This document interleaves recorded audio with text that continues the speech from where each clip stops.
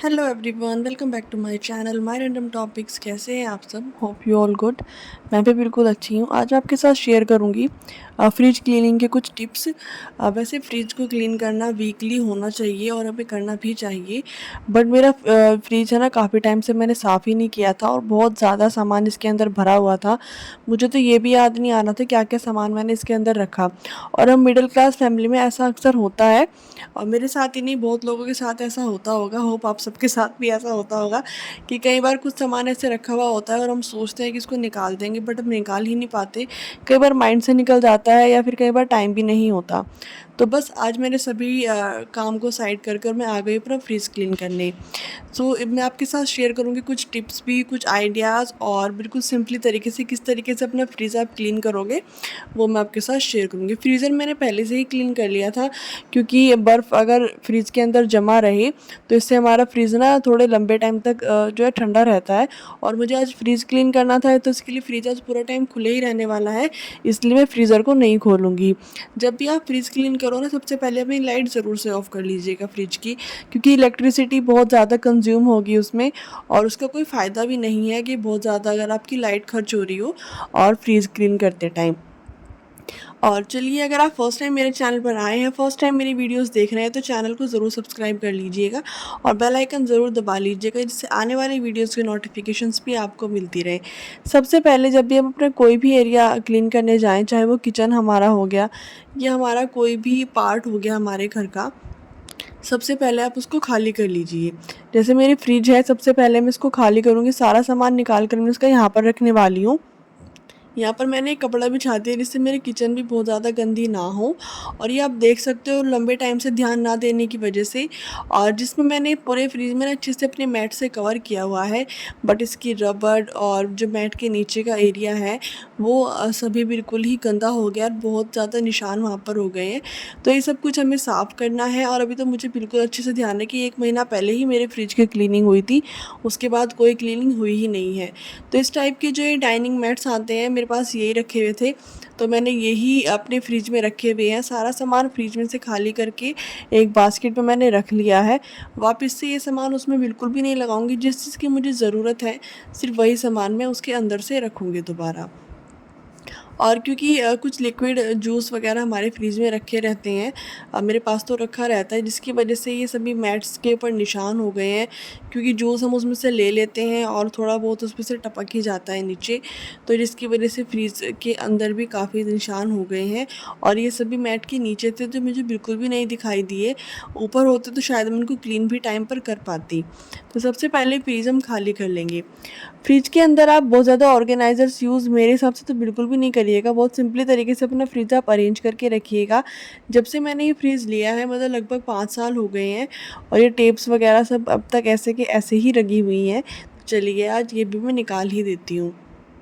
और ये जो नीचे की फ्रूट बास्केट, वेजिटेबल बास्केट जो होती है, ये उसके ऊपर का कवर है, और आप देख सकते हो ये भी कितना ज़्यादा गंदा हो गया है। इसको क्लीन करने के लिए आप यूज़ करिएगा नॉर्मली जो आप स्पंज यूज़ करते हैं अपना बर्तन साफ़ करने के लिए, सिर्फ वही स्पंज आप यूज़ करिएगा। इन सभी जो भी आपके ये आइटम्स हैं, आपके फ्रिज के अंदर की जो भी ट्रॉलीज़ हैं, जो भी ट्रेज़ हैं, इनको क्लीन करने के लिए आप उसी स्पंज का यूज़ करिएगा। जो स्टील वाले स्पंज आते हैं उनका बिल्कुल भी आप यूज़ मत करिएगा, क्योंकि उससे जो ये कांच के होते हैं ना, तो इस पर निशान पड़ सकता है, कोई भी स्क्रैच आ सकता है, इसलिए बहुत ही हल्के हल्के हाथों से इसको साफ़ करिएगा, और कोशिश करिएगा बहुत ही लाइट स्पंज आप इसके ऊपर यूज़ करें।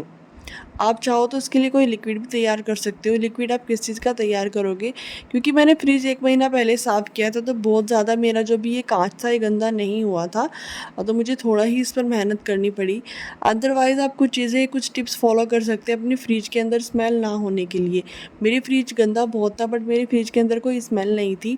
सिलिका जेल्स के कुछ पाउचेज़ आते हैं, और सिलिका जेल के आपको ऑनलाइन भी मिल जाएँगे और ऑफ़लाइन भी। और कई बार ऐसा होता है कि हम कुछ नया सामान परचेज़ करके लेकर लेकर आते हैं, जैसे कुछ बॉटल्स हो गई या फिर टिफ़िन्स वगैरह हो गए, तो उसके अंदर से भी सिलिका जेल के जो पैकेट्स हैं ना वो निकलते हैं। आप उनको उठा कर रख लिया करें, सॉरी। तो उससे क्या होगा कि वो जो पैकेट्स हैं आप किसी चीज़ के अंदर डाल के रख दो और उसको फ्रिज के अंदर रख दो, जिससे आपके फ्रिज के अंदर का सामान बहुत ज़्यादा ख़राब नहीं होगा और लंबे टाइम तक वो सामान चलेगा जो भी आपके फ्रिज के अंदर रखा होगा, और आपके फ्रिज के अंदर किसी भी सामान की वजह से कोई स्मेल नहीं होगी। और आप चाहो तो एक होम रेमेडी भी इसमें यूज़ कर सकते हो। आप लीजिएगा नींबू, नींबू को कट करके उसके ऊपर हल्का सा नमक लगा के वो किसी भी फ्रिज के कोने में आप रख दीजिए, जिससे फ्रिज के अंदर किसी भी एक्स्ट्रा चीज़ की कोई स्मेल नहीं होगी। देन जो हमारे मैट्स हैं, मैट्स को मैंने बहुत छोटे छोटे पार्ट्स में जो है ना कट कर लिया था अपने फ्रिज के अकॉर्डिंग ही। इस तरीके से आप भी कर सकते हैं। जो भी डोर वाला जो उसके पार्टीशंस होते हैं बहुत छोटे छोटे होते हैं, जिसकी वजह से उसमें कोई भी सामान रख पाना, और हम कुछ भी सामान उसमें आते जाते रख ही देते हैं। बहुत अच्छे तरीके से अरेंज फ्रिज होना ये तो बहुत बड़ी बात है।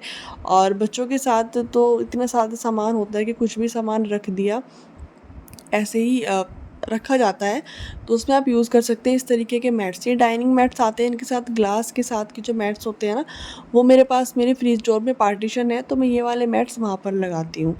अगर आपके फ्रिज में भी इस तरीके के पार्टीशन है तो आप ये ग्लास मैट वहाँ पर यूज़ कर सकते हैं।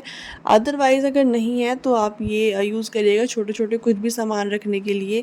जैसे आप फ्रिज में कुछ भी रख रहे हो तो इनको पहले रख के देन इसके ऊपर इसको रखिए, जैसे आपकी फ्रिज की जो भी ट्रेज़ है ना वो गंदी नहीं होंगी और लंबे टाइम तक वो साफ़ रहेंगी।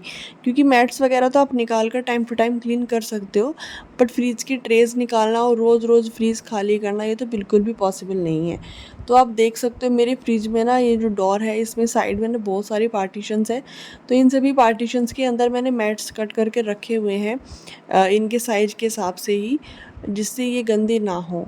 अब हम आते हैं फ्रिज की रबड़ के ऊपर। फ्रिज की रबड़ के ऊपर भी आपको कोई स्पंज यूज़ नहीं करना है हार्ड, बहुत लाइट हाथों से जो बर्तन साफ़ करने का आपका स्पंज होता है उससे ही आप इसको क्लीन कर लीजिए। और कोशिश करिएगा अगर कोई पुरानी सोक्स आपके घर पे रखी हो वो आप यूज़ करें, और बहुत हल्के हाथों से जहाँ आपको लगे कि यहाँ से बहुत ज़्यादा गंदा है सिर्फ वहाँ पर ही आप थोड़ा सा हार्ड वॉश करें, अदरवाइज़ आप लाइट हैंड उससे ना क्लीन कर सकते हैं। फ्रिज के अंदर जो निशान होते हैं वो खाने पीने की चीज़ों की वजह से ही होते हैं। बहुत हार्ड जो है वो ऐसा कोई निशान होता नहीं है, तो बहुत ईज़िली निकल जाता है। मतलब मेरे फ्रिज में तो कोई हार्ड ऐसा निशान था नहीं, बहुत ईज़िली सारे निशान जो है वो निकल गए। देन मैंने आपको पहले ही बताया, मैं फिर रिपीट कर देती हूँ कि ऊपर के जो फ्रीज़र है और ट्रे है ये मैंने पहले से ही क्लीन करी हुई है। इसके अंदर मैंने बर्फ़ इसलिए जमा दिया था क्योंकि जैसे अभी काफ़ी टाइम मेरा फ्रिज खुला रहा, लगभग 1 घंटा, जिसको खाली करना और उसके बाद दोबारा से फिर फिल करना और इसे क्लीन करना, इस पूरे प्रोसेस में इतना टाइम आराम से चला गया था। जब मैंने दोबारा से इसको बंद किया तो ये बहुत जल्दी ही अच्छे से ठंडा हो गया, इसमें बहुत ज़्यादा टाइम नहीं लगा। तो इस चीज़ का आप ज़रूर ध्यान रखिएगा, जब भी अपना फ्रीज आप क्लीन कर रहे हो तो उसकी इलेक्ट्रिसिटी आप ऑफ़ कर दीजिएगा, क्योंकि इतनी इलेक्ट्रिसिटी वेस्ट ही जाएगी, तो क्यों इतना कुछ वेस्ट करना। अब मैंने स्पंज अच्छे से कर लिया था, उसके बाद आप कोई भी माइक्रोफाइबर टॉवल लें। मेरे पास एक कॉटन टॉवल था जिसको मैं बर्तन क्लीन करने के लिए यूज़ करती हूँ।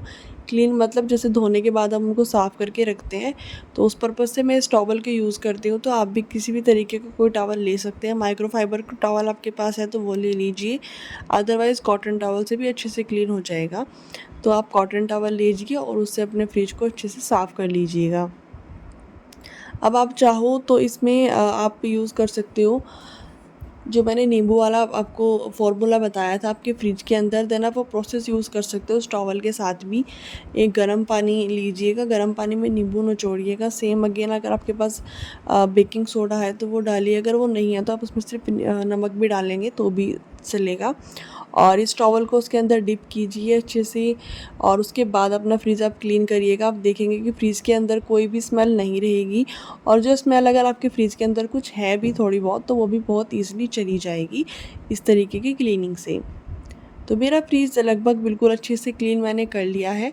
अभी मैं सारी ट्रेज़ वगैरह इसकी लगा रही हूँ। ट्रे को क्लीन करने के लिए मैं यूज़ कर रही हूँ दूसरा टॉवल, वो इसलिए क्योंकि ये पहले वाला जो टॉवल था ये क्लीन करने में ही सारा गंदा हो गया था, तो इसलिए मैं दूसरे टॉवल से ये ट्रेज़ वगैरह जो है वो साफ़ कर रही हूँ।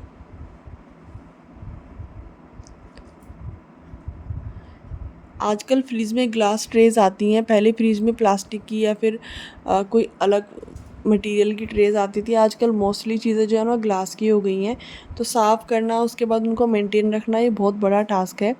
तो जब भी आप इनको क्लीन करें तो फर्स्ट तो बहुत ध्यान से करिएगा और एक स्पेस बनाइएगा आराम से जहाँ पर आप ये सारा सामान क्लीन करके रख सकें। अगर आप थोड़ी सी जगह पर सारा सामान रखने लगोगे तो सामान भी नहीं आएगा और आपका नुकसान हो जाएगा। तो नुकसान से बचने के लिए अपनी स्पेसिफिक स्पेस ज़रूर बनाइएगा जिस पर आप क्लीनिंग करते टाइम अपना सामान जल्दी जल्दी से रख सको और जल्दी जल्दी से वापस भी रख सको। तो मैट्स वगैरह मैंने सभी क्लीन कर लिए थे। मैट्स आप ऑनलाइन भी परचेज़ कर सकते हैं, आजकल तो फ्रिज मैट्स बहुत ईजिली मिल जाते हैं। मेरे तो इन मैट्स को भी 5 साल हो गए हैं पूरे और 5 साल से बिल्कुल अच्छे से ये है मेरे साथ। मतलब ये डाइनिंग मैट्स थे एक्चुअली डाइनिंग टेबल के लिए, तो डाइनिंग टेबल तभी मेरे पास थी नहीं और जब तक आती तब तक के लिए मुझे फ्रिज के लिए अलग से मैट्स परचेज़ करने होते, तो इसलिए मैंने डाइनिंग मैट्स को ही अपने फ्रिज मैट्स में यूज़ कर लिया। आप यूज़ कर सकते हैं अगर आपकी कोई शीट्स है, जैसे ऑनलाइन अगर आप कोई प्रोडक्ट मंगाते हो तो उनमें ना पॉपिंग शीट्स निकलती हैं, तो पॉपिंग शीट्स आप यूज़ कर सकते हो। उनको कटिंग करिए और जितने भी आपकी स्पेस है फ्रिज में उसके अकॉर्डिंग ही उनको एडजस्ट कर दीजिए, क्योंकि पॉपिंग शीट से किसी भी तरीके का कोई स्क्रैच जो है ना वो नहीं आता है और आप इजीली उसको क्लीन भी कर सकते हो।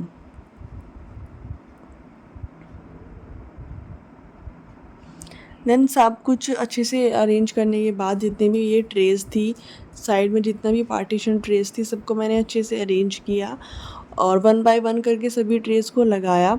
इस तरीके से आप भी जो भी आपकी ट्रेज़ होती हैं साइड में उनको बहुत अच्छे से लगाइएगा, क्योंकि जो फ्रिज की रबड़ होती है ना यही एक ऐसा पार्ट होता है जो फ्रिज को बंद करना और खोलना इस सभी प्रोसेस में बहुत अच्छा मतलब काम करती है। तो अगर आपकी ये ट्रेज़ अच्छी नहीं लगेंगी तो फ्रीज़ बंद नहीं होगा और बंद नहीं होगा तो ठंडा भी नहीं होगा, ऑब्वियस सी बात है। तो अब मैं लगा देती हूँ अपनी जो यहाँ पर मैंने मैट्स कट किए थे, जैसे मैंने आपके साथ शेयर किया था कि ये डाइनिंग मैट था पूरा, इसके से ही मैंने कट किया था। अब आप यहाँ पर क्या लगाओगे, न्यूज़पेपर का तो भूल कर भी इस्तेमाल मत करिएगा फ्रिज में। न्यूज़पेपर फ्रिज में बिल्कुल भी नहीं रखा जाता है। आप यूज़ करिएगा पॉपिंग शीट्स जो मैंने बताई। इसके अलावा आप कोई भी पॉलीथीन ले सकते हैं, उसको कट करिए वो आप लगा सकते हैं, जिससे आपकी फ्रिज की उम्र भी लंबी होगी और आपका फ्रिज देखने में बिल्कुल नीट और क्लीन लगेगा। ये ग्लास मैट्स बिल्कुल एग्जैक्ट इतने ही साइज़ के थे जितने मेरे फ्रिज डोर के अंदर ये पार्टीशन है, तो इनको मुझे कट नहीं करना पड़ा। ये 6 जो सेट में आते हैं ना 6 ही आते हैं, तो ये 6 बिल्कुल अच्छे से मेरे इस पार्टीशन में जो डोर पार्टीशन के अंदर ये अलग से दिया गया है सबके अंदर ईज़िली आ गए थे।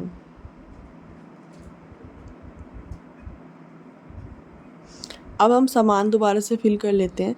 सामान आप अगर कोई वीडियो देख रहे हो उसमें आप देख रहे हो कि उन्होंने कोई भी ऑर्गेनाइज़र यूज़ किया है, तो वो ऑर्गेनाइज़र की उसको ज़रूरत होगी इसलिए उन्होंने यूज़ किया।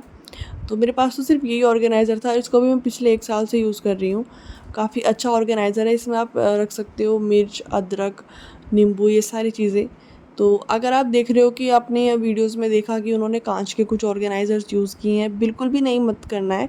जिस चीज़ की आपको ज़रूरत है आप वो यूज़ करिए, जो चीज़ आपके पास है आप उसको रीयूज़ करिए और अपने सामान को इस्तेमाल करके फ्रिज में क्यों ही इतनी ज़्यादा भीड़ करनी कि हम ऑर्गेनाइज़र्स रखेंगे, क्योंकि हमारा फ्रिज हमारे हिसाब से बिल्कुल ऑर्गेनाइज्ड रहता है।